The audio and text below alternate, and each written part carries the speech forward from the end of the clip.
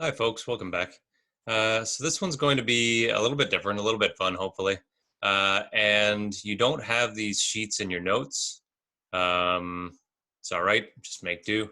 I'll see if I can get them published as a PDF so that you will have a copy too. And if not, we'll just use a piece of paper. So we're going to start with a review of resonance structures. And then we're going to talk about the curved arrows you'll see sometimes or pretty often in organic chemistry, as well as what we're dealing with mechanisms. This is going to be a help to us as we move into polymers in the last sections of the course. Okay, so we're going to start off thinking about resonance structures and reminding ourselves just why we bothered with them. So we already, we had benzene already a few lectures ago where, okay, so this is alternating single and double bonds on a ring of 6 carbons. But we know really that I don't need to draw it that way. I could have drawn the same exact structure just with the bonds on the other carbons, right? So wherever there's this double bond, it just goes to a single bond. And this is really just showing, it's not to say that the electrons are moving, it's to say that the 2 bonds are delocalized around the entire ring. That's why we said we could also show benzene as just a ring in the center. Same thing with, say, conjugated pi bonds. So this would be a situation where we've got alternating, again, single and double bonds. A resonance structure for something like this, we would have, actually, let's just, for simplicity's sake, we'll say that this carbon is missing a hydrogen. So we draw exactly the same backbone, just kind of more badly. And we can say that the double bonds are on the other side and that the positive charge is moved to the other side. So again, it's a resonance structure because these electrons aren't moving. It's just an admission that the way that we're drawing in this simple 2D single line kind of structure isn't adequately showing what the bonding, what the electron orbitals look like on these molecules. One thing we haven't really done before, but will become relevant, is when we look at lone pairs for resonance structures. So this is one way we could draw. This would be a dimethyl ketone, right? Perfectly suitable other way of having these structures would be to have a single bond up to the oxygen, and now all those 2 extra bonds or electrons that were in the bond are now extra lone pairs. So now we have a negatively charged oxygen, and this carbon is missing one of its bonds, so it's going to be positively charged right there. Okay, so these are all, again, resonance structures, and they're perfectly fine. Again, not saying that there's any change between these, just acknowledging that usually or in reality, the molecule is going to be somewhere in the middle. Okay, so we're going to have, say for this guy, we'll have something where there's kind of half bonds all the way across. And there's going to be, say, partial positive charges at both ends. Same thing for the dimethyl ketone. It's going to be mostly a double bonded oxygen, but we're going to say that there's more of a positive or negative charge up by the oxygen and say more of a positive charge down by the carbon all the time. Okay, so one way that we haven't done before, but what we want to introduce to identify or to find these resonance structures is to use curved arrows. So these are the ones that you see all the time, and they just are an arrow with a curve in it. Okay, so when we deal with resonance structures, when we're doing these arrows, remember that we're not actually moving electrons around.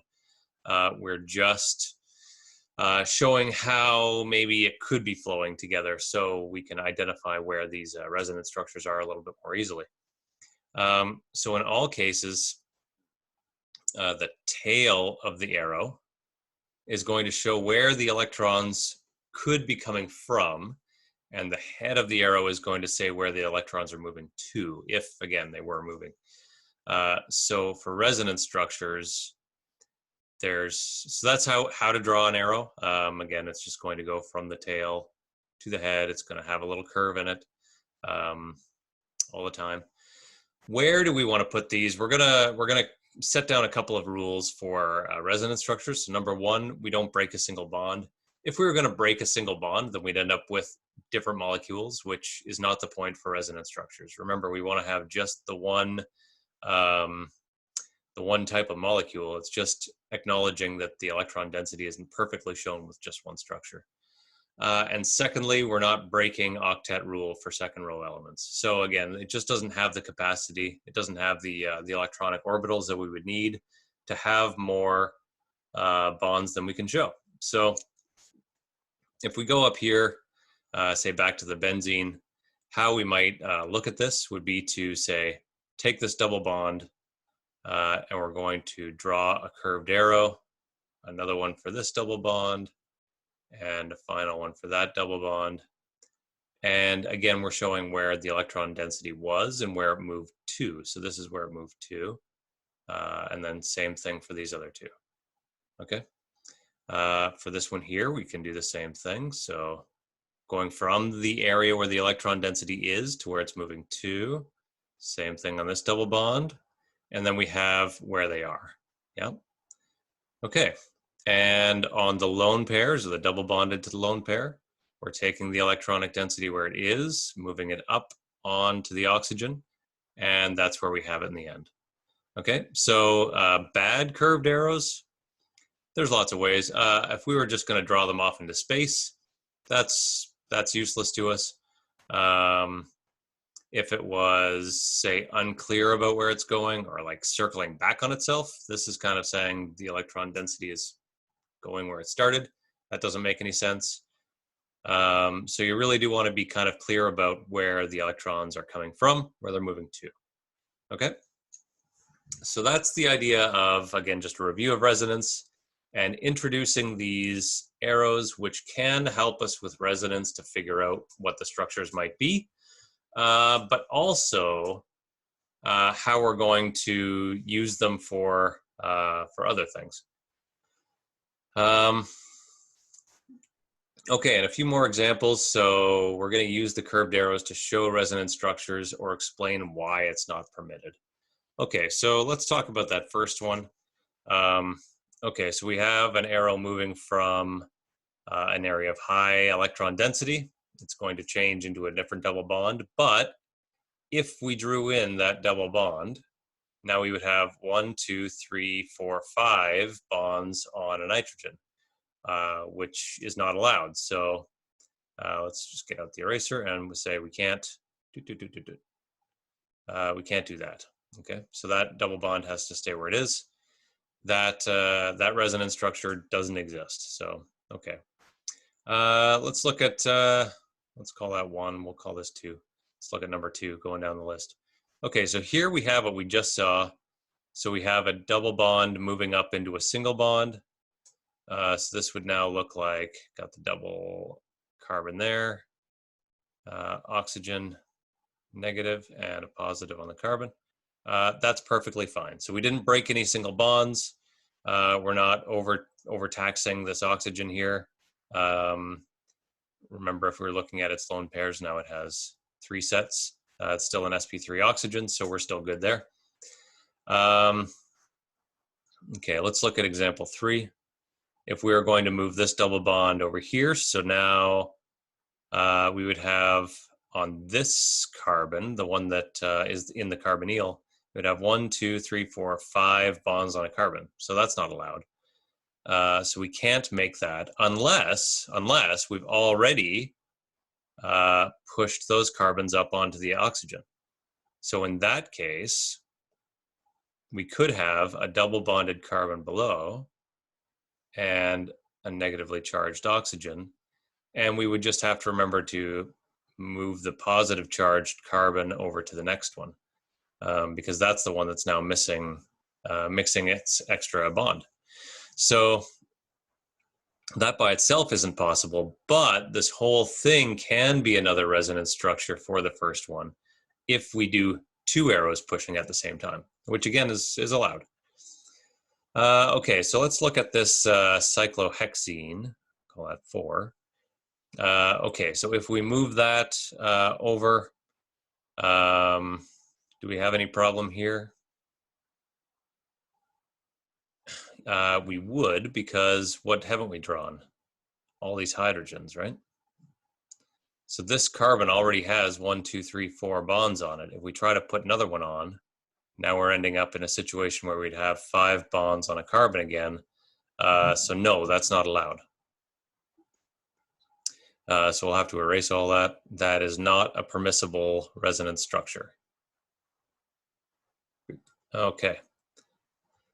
Let's keep going. Okay, so this is a 1, 2, 3, 4. So this would be a 2-butanone.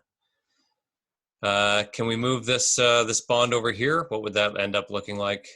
So we got no bonds between these carbons now, and a double bonded, just ethene by itself, turning this into an aldehyde.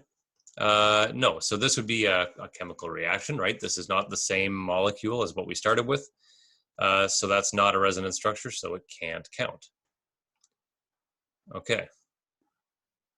And finally, number 6, are we allowed to move this triple bond onto that nitrogen? Well, let's have a look at it. So this would mean that this carbon is now double bonded. Nitrogen has 1, 2 sets of lone pairs. So this is 1, 2, 3, 4 areas of electron density on the nitrogen. It's not breaking the octet rule, so that's fine.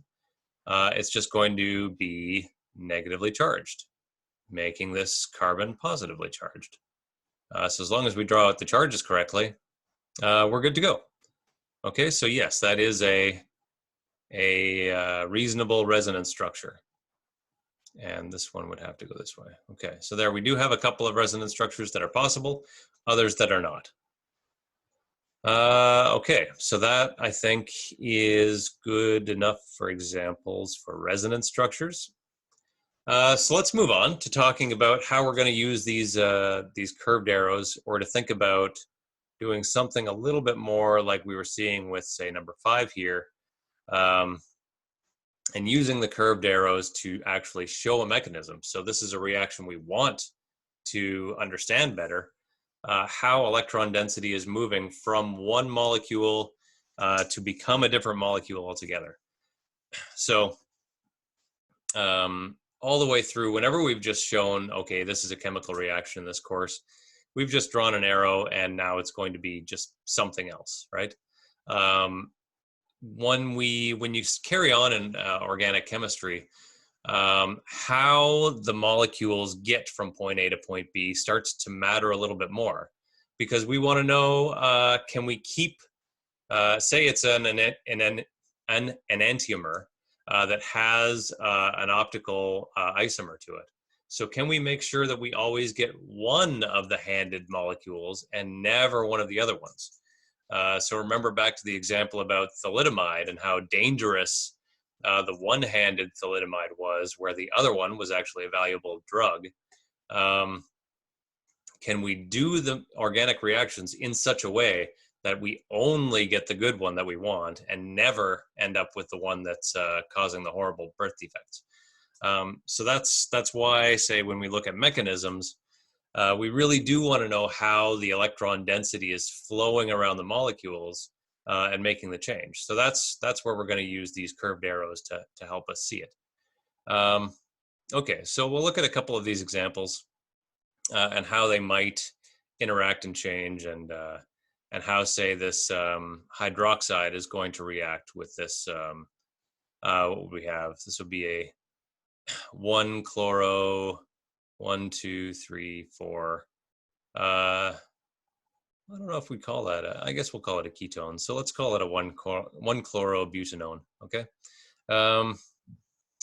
Even though this isn't into a carbon, and I'm sure it has a different name, but we haven't seen that before. But so this would not be a molecule on your test, for example. But we're going to use it as an example. Okay, so if we want to think about where this molecule might interact with the hydroxide, or the hydroxide is going to interact with it. So the hydroxide is negatively charged. So the most likely thing to happen is it's going to interact with an area of positive charge.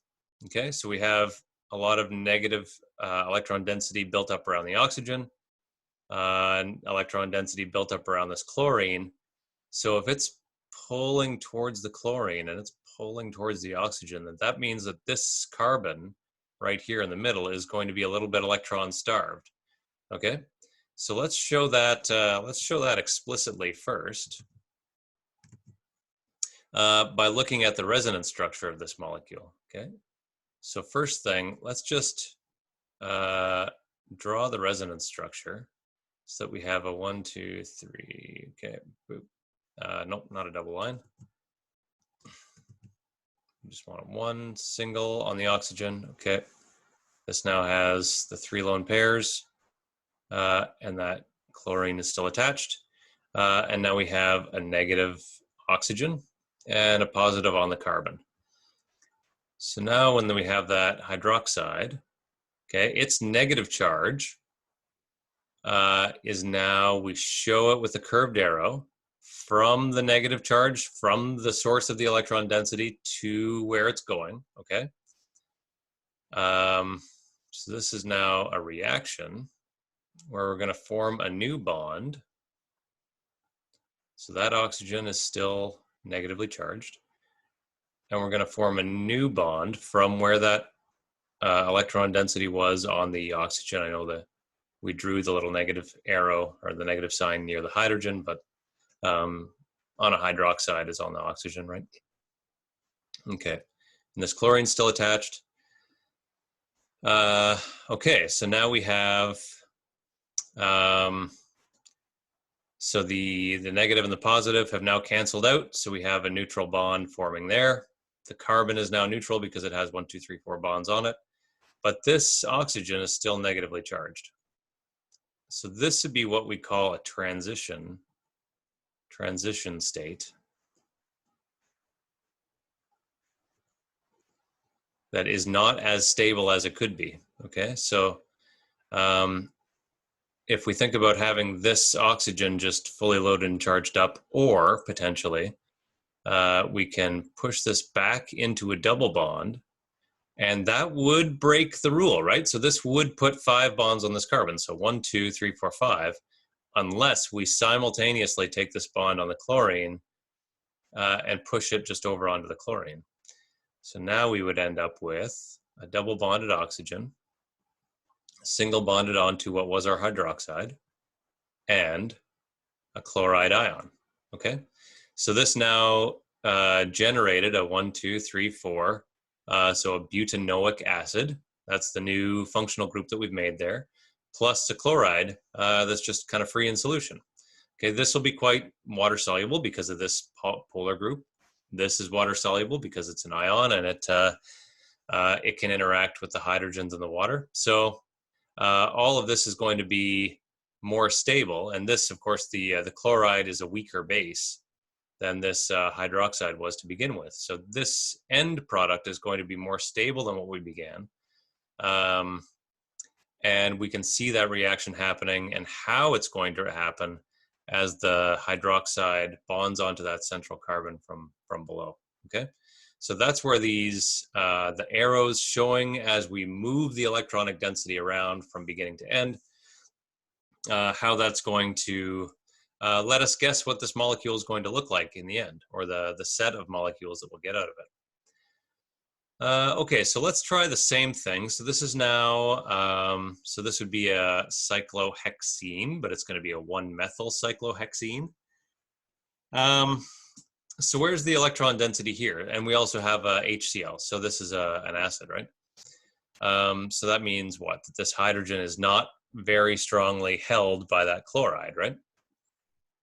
So where do we have a source of electron density? Is going to be in this pi bond right here. So this double bonded carbons, even though we've said that this is not very reactive, well, I mean, it still is reactive. It is still a source of electron density.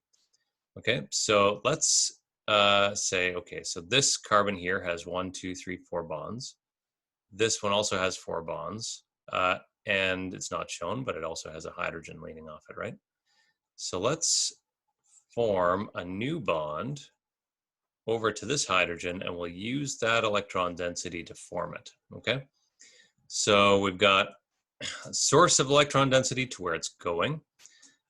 This hydrogen can't have 2 bonds. Okay, so we're going to take this electron density and push it onto the chlorine, which is where it's going to be anyways. Again, this is a strong acid, so it's going to quite willingly give up that hydrogen. Okay, so let's see what happens as a result of that reaction by drawing it out. So now we've got the methyl group here still. We don't have the double bonded carbon anymore because now we've bonded on 2 hydrogens, but this carbon here has lost a bond, right? So we were with 2 neutral species and we're creating the chloride. So we need to make sure to have a positive charge because we can't just drop charges or invent charges here somewhere, right? So we started with neutral molecules. We have to keep with a neutral system, okay, even though this is now negatively charged, positively charged. Okay, so we're not done yet. So we have a negative charged chloride and a positive charge on a carbon, which is just, we haven't talked about it, but I will say very unstable. So this negative source of electron density is going to pile onto that site that's starved for electrons. And we can redraw this now cyclohexane again, and it's going to have the methyl group and now also bonded to the chlorine. Okay, so we went from a 1-methyl cyclohexene to now a 1-chloro 1-methyl cyclohexane. And we can see how we're going to get there by using the pushing arrows around to show the mechanisms of these different reactions. Okay, so there's lots more we're going to do with that, but we're going to do the other examples once we get into the polymers, and we'll use that kind of as our model reaction that we'll play with until essentially the end of the course. Okay, so all right, thank you for watching, and we will talk to you next time. So long.